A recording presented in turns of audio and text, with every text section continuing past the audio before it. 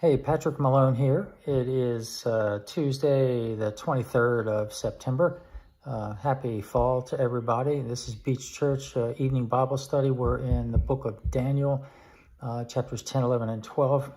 Quick notes that are helpful just generally about the book. Daniel literally means God is my judge. This happens during the Babylonian captivity and then even into the Persian captivity following that.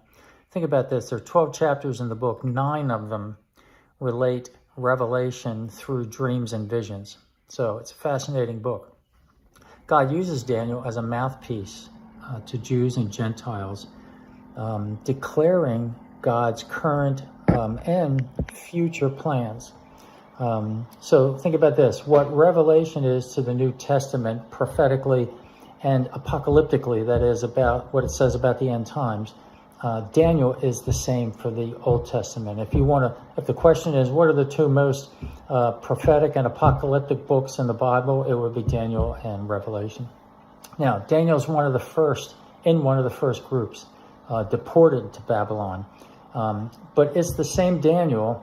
This young man's deported to Babylon, but he rises to power as a statesman and a confidant of kings as well as prophets. And so Daniel receives God's word concerning successive stages of Gentile world domination through the centuries until the greatest conqueror comes. That would be the Messiah. And he would put down all other Gentile leadership, and then he'll defeat all of his foes and then raise his covenant people to blessing in his glorious millennial kingdom. If you want a summary of all of the apocalyptic and prophetic literature from Daniel and Revelation, there it is. So Daniel wrote to encourage exiled Jews, and prominent above all the other themes in the book is that God is sovereign.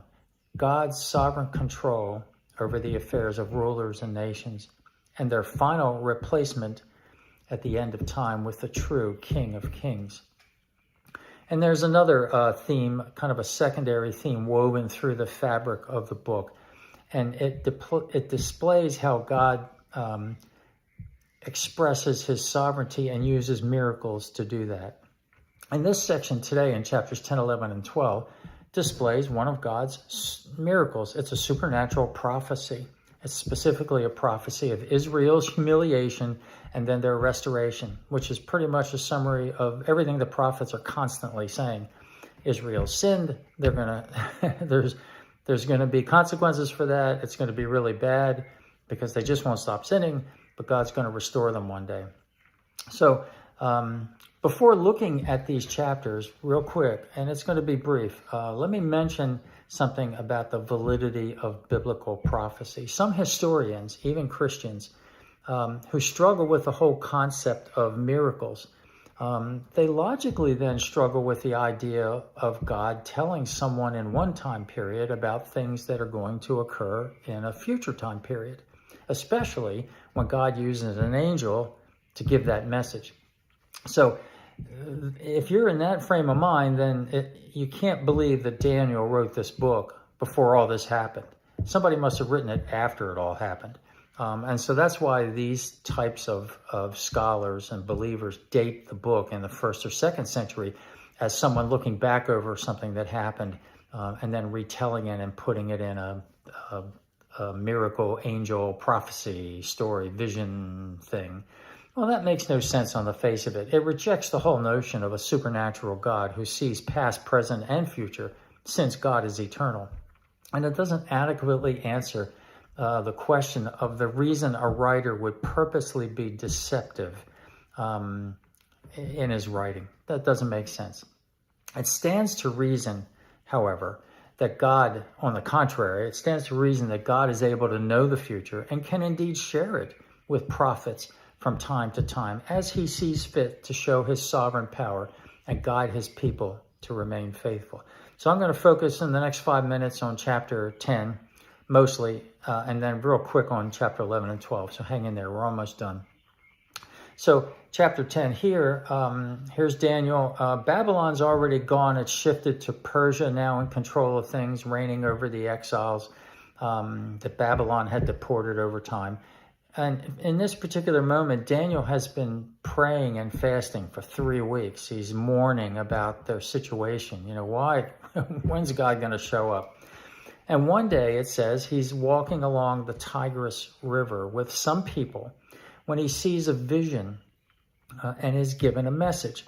A certain man appears, and you can see this amazing description yourself. Clearly, this isn't just some guy walking along the river, but a heavenly supernatural being of some kind. And it's interesting, Daniel sees this, but the others with him do not. Yet the others are frightened by something that causes them to run and hide. That's kind of interesting. So how does this affect Daniel? Well, it says he loses his vigor and strength. He's apparently lying on his face on the ground, and he's in something of a deep sleep.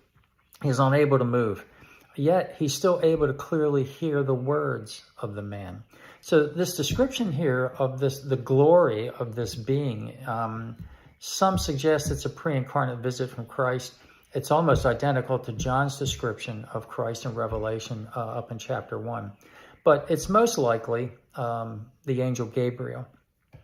He gave Daniel great encouragement. It was the first thing he says to him is, do not fear. Don't you love that about God? Every time things are really bad, stop being afraid, okay?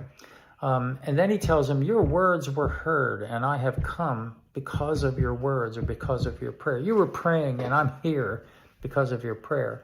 So let's stop right there. If you were looking for confirmation that your prayers are heard, there it is. And several dozen other places in the scriptures.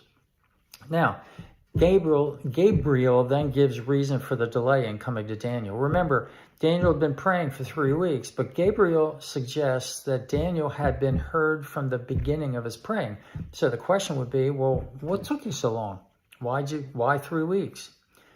Gabriel says the reason is an evil angel connected to Persia, he calls him the Prince of Persia, delayed him until the angel Michael, the chief angel of heaven, came to help him.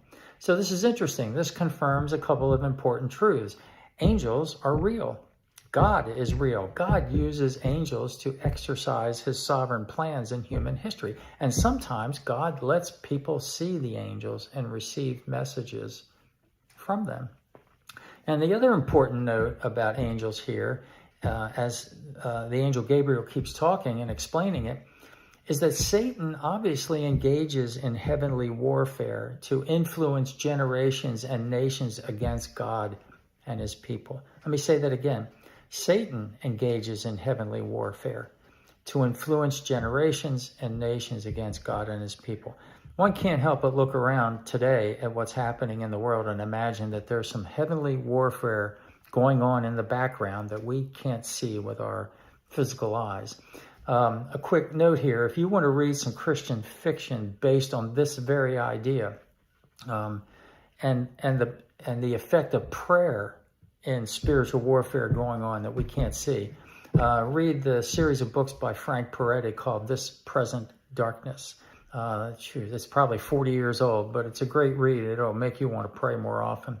All right, now back to the story. Then Daniel hears the purpose of the visit. In verse 14, Gabriel says, now I have come to make you understand what will happen to your people in the latter days, for the vision refers to many days yet to come. So the angel says, I'm here to tell you what's going to happen in the future. Now, it also says the visiting angel then strengthens Daniel for the third time, since apparently being in the presence of such an angel is overwhelming. And let me pause here again. If you want an interesting fictional account of what it might be like to stand in the presence of this kind of angel, read C.S. Lewis's science fiction series, specifically the third book of that series, That Hideous Strength. It's just fascinating. It speaks, and then the angel goes on to speak more of angelic warfare to come, because he mentions the Prince of Persia and then another angel connected, an evil angel connected with Greece. So what an amazing chapter. All right, real quick on chapter 11 and 12. Very briefly here in chapter 11, actually it's not very brief, I'm going to talk about it briefly, but just like chapter 8, verses 3 through 26, this prophecy sweeps all the way from the history of spiritual conflict in Israel to the tribulation at the end of time when the angel Michael aids in fully delivering Israel from its enemies. The detail of this history is so minute and accurate. It's so confirmed by history. There are almost 100 fulfilled prophecies in this one chapter. And I'm referring to this again. Unbelieving critics have, again, without evidence, insisted that it was actually written 400 years later than Daniel, after it had happened. But that, again, I said wouldn't make sense. It makes the prophet look like he's a deceiver, a charlatan, and he's not. The prophecy actually looks ahead from Daniel all the way to the Antichrist. And then finally in chapter 12, honestly, folks, we could spend weeks studying these 3 chapters, or for that matter, the entire book of Daniel. Suffice to say that this chapter 12 ends, it ends with the end times. It speaks of the end times and a great tribulation that everyone is going to go through. And that's going to come right before the Messiah returns. So I commend the book of Daniel to your reading, and certainly any further study on these prophetic and apocalyptic books. All in all, the good news, I've learned doing a little in-depth on these 3 chapters. God's in charge of history, and God hears our prayers, and God tells us not to fear. And God will strengthen us when we need it. That's good news for today. All right, everybody.